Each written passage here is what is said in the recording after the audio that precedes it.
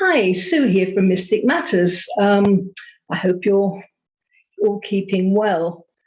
This is the October reading, and I must apologize in advance for the lighting.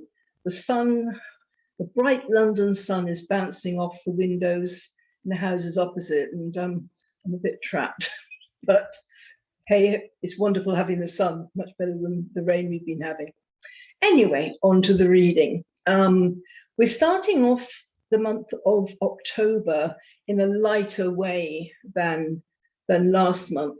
And oh, before I forget, I dowsed for the cards ahead of time, as I always do. All right, here we go, October. Right, here we have the Ten of Cups. Now, this is about ongoing contentment and permanence in the realm of the heart. So this is loving bonds and relationships. So some people might be starting new relationships, but really it's about acknowledging the people in your life that love and support you. Even if it's a matter of writing down a list of, and I'll tell you why I'm saying so in a minute, writing down a list of the people that make you better, that kind of challenge you to be your better self, the people that you've created bonds that can last a lifetime. It doesn't matter if you haven't seen people for years, these bonds still exist. So this is acknowledging those people and valuing them, because quite often when somebody is in our corner all the time and is kind of behind us and supporting us, they sometimes get taken for granted or kind of overlooked, because we're trying to charm the people who aren't so much in our corner. We're trying to get people on side. It's like, oh well, these people are already there, so I can forget about them. Let me focus on the people that don't yet love me. That kind of thing. So start off the month by really acknowledging the people that love and support you, and you know that they'll be there for you in a crisis, and they've got your back. This is really time to appreciate them and tell them that you appreciate them as well. That's not a bad thing at all. Now, the reason I was banging on about that was because here we have needing to walk away from things that no longer serve us, and to reorientate ourselves on an inner level as well as on a financial level. And this can also mean walking away from the people that don't love us, that don't support us, who are taking our energy because we've got to work so hard to get their attention or get a smile or acknowledgement. It's time to walk away from that. If people aren't giving you as much back as you're giving them, then it's time just to kind of wish them well and go on your merry way. And it doesn't have to be a physical goodbye. Just go and look for love. Look for the people that are your tribe, instead of trying to recruit people that really don't completely fit. So this is about walking away and recognizing the things that no longer serve us. It's not all about people. It can be to do with jobs that you don't like doing, or a course of study that no longer resonates. It can be to do with anything, but things that don't bring you joy, or they're a challenge, or you tense up when you think about seeing somebody, or you tense up when you think, oh, I've got to do this, I wish I didn't have to. Those are the things that you need to look at walking away from. I'm not talking about kind of helping people out by doing the hoovering, that kind of thing. That's transitory. But it's about bigger things in life which no longer resonate, that you've grown past them, and it's time to move on. And this is within the first 10 days or so of October. As people who watch me regularly will know, I split my month into 3, tend to be 10 days in each section. And when you have let go and when you've walked away from things, it'll be, oh my goodness, why didn't I do that before? I feel so much better. And it'll be time to party, have fun, go out with the loving and supporting friends or family members. And it's a time to just be light-hearted, not taking life so seriously, and to having a bit of fun. So we never realize how much situations, circumstances, or people weigh us down until we've walked away from them. And then it's like the shackles have fallen off. We suddenly realize what a drain they've been. So this is saying, if you can actually just walk away from things that no longer resonate, then there'll be quite a quick feeling of relief. Oh, I'm so glad I'm out of that. Now I can go out and I don't have to account to anybody. I don't have to kind of do things I don't really want to do. It'd be life-changing. Coming up to the middle of the month here, another queen. This time it's a Queen of Swords. And this is saying that it's important that you don't take second best. Only take the things that are best for yourself and the people you care about. The Queen of Swords can feel quite aloof. I mean, the Queen of Cups is much more kind of loving and warm and cuddly and flighty and much more about love and creativity and things like that. With the Queen of Swords, it's much more about the intellect. So when we get into what I call mental mode, it can be, we can seem a bit aloof to people around us because, you know, we're really thinking about things and weighing things up. But the Queen of Swords is quite allied to justice, which is one of the major arcana, and it's using well-balanced thought and judgment and keeping emotions out of it. So really thinking about, okay, is this the best thing for me, or is it something I feel that I'll make do until something better comes along? My advice is don't make do. Wait for the best to come, and I said, for yourself and the people you care about. Because if you don't, if you take shortcuts, there's a tendency to worry, oh, what if I'd done this? What if I've missed an opportunity by doing this? And when we worry, we shut off our intuition, we shut off our guidance, and we're stuck in a prison of our own making.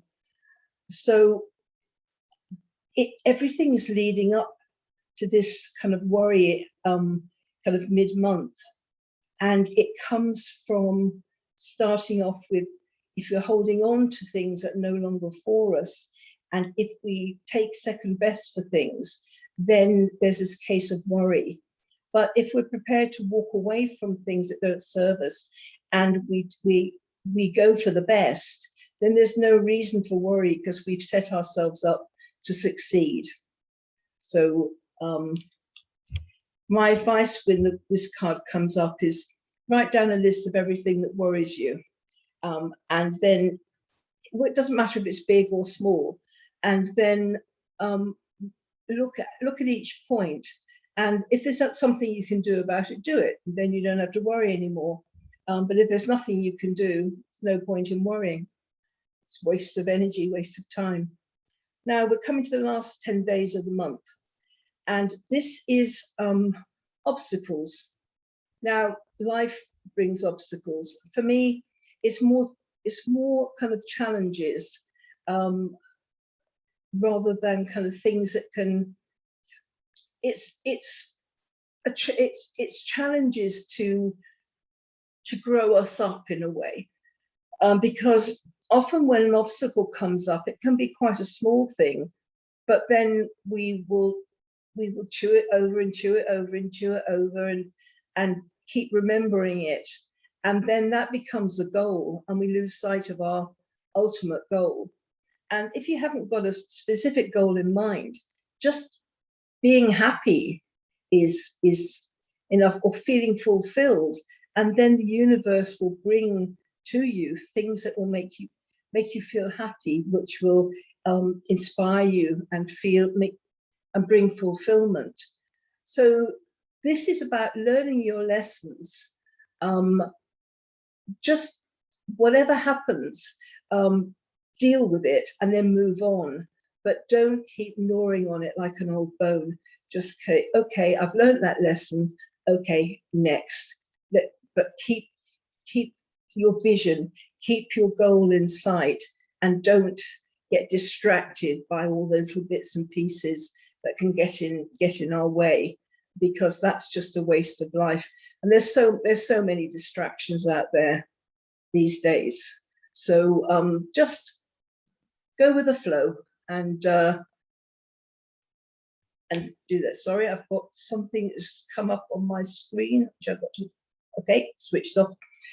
Couldn't see myself then. Okay, at the end of the month here, we've got, in the last third of the month, this is the opportunity of a new way of life if we can let go of the old. And the death card is really a transition. It's very rarely anything to do with physical death, but it's a transition of one way of life into another. So we really are being offered new opportunities, new life paths, new choices. But we have to do the internal work. And this month is very much about the internal. The last few months, I feel as though I've been banging on about letting go, letting go, letting go. And it's like it's all culminating in this month, and it's saying, you know, the things you haven't let go of and you really thought, oh, I should do, but you know, I'll just see how it goes. Everything's culminating, and it's saying, you know, let go of things and you'll be happier. Except only look for the best for yourself, the people you care about, and you won't have to worry. And don't dwell on obstacles. Don't kind of make the breakdown of a washing machine your whole life for a month. You know, just deal with it, or go to the laundrette or something, and then move on. It's not major. And if we can stop getting distracted by the people, the situations that are no longer for us, or trying to hang on for grim death to things that really should be out of our lives by now. And if we stop worrying about the things that we can't change, but do things about the things that we can, then we will be clearing ourselves for these new opportunities that are coming. But the death card always, with it, it's like you've got the opportunity of a new way of life, but the crux is, but you have to let go of things of the old. You cannot move forward into a new life when you've got baggage from the old, the things that are no longer meant for you, because they will hold you back, they will drag you back, and it doesn't have to be anything malevolent, it doesn't have to be anything nasty. It's just when you become a teenager, you don't want to be wearing clothes you wore when you were 10 years old. You know, we grow up, we move on, we start doing new things. You know, as we change, our friends change. Some last a lifetime. And, you know I'm blessed with having some friends that I've had for many, many years. But others, they come, they go, depending on the season that we're all in. And that is what this death card is about. Let go of the things that aren't resonating with us or aren't growing corn for us right now. And then we can move forward and embrace something new and more exciting. But also it's necessary. We're not meant to be stagnant. By the end of the month, we've got the Justice card. And this is a card I mentioned before when I had the Queen of Swords. This is a major arcana version of the Queen of Swords, and it's using well-balanced thought and judgment, not letting the emotions get in the way. And not saying, oh, well, you know, I would let go of this person, but oh my goodness, what will they do? What will they do without me? Who's going to do this? Who's going to do that for them? And then we get into this guilt, or, you know, I really need to leave that job, but what is my workmate going to do without me? You know, all these sorts of things, we can get the emotions going to such an extent that we may as well just, you know, chop our legs off and, you know, and not go anywhere, and just completely stop ourselves doing anything through emotions, through assumptions, through a belief system, or this feeling that, oh, you know, we can't move on. I can't do without these people. They can't do without me. That's not correct. You know, and we all are adaptable. We can all change. It depends on mindset. So this is really use thought and judgment. And if there's anything legal going on in your life, look at the small print, cross the T's, dot the I's, make sure that you are aware of all the situations, all the potentiality within any particular circumstance, excuse me, the circumstance around you. Our luck for the month is tact in diplomacy. If we do decide to start walking away or moving away from situations and people, we don't have to do it with a roll of drums and a flourish and say, I'm leaving, bye, and never see you again. I mean, I'm exaggerating here, but it can be done with tact and diplomacy, or just kind of melt into the background. Nothing needs to be said. They'll just suddenly realize that maybe you're not around so much anymore. They might not even realize you've gone. You never can tell. But anything throughout this month that you want to achieve, it's much better with honey than it is with vinegar. Because if you start banging on doors, demanding your rights, telling people you want this, that, or the other, it's, you know, what people will do is they'll see you coming and they'll lock the door, close the curtains, and pretend they're not at home. You know, but if you are pleasant and polite and also aware of what other people need as well, it's not all about us. It's not all about what I need. I demand, I need this, I need that. It's about what works for all of us.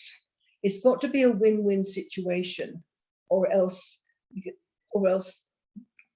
whoever loses in any particular situation, there's going to be resentment, and that can build up and kind of sour things for the future. So any dealings throughout this month, well, throughout life really, but this month specifically, needs to be done with tact and diplomacy.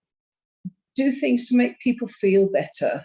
We don't have to, it's not a sign of strength to make somebody feel less than, to make them feel as though they're stupid, they don't know, they don't understand. You know, it's not, it's just a sign, it's really a sign of insecurity in ourselves if we have to make someone else feel bad in order for us to feel better. So tact, diplomacy, make sure any dealings, there's a win-win situation.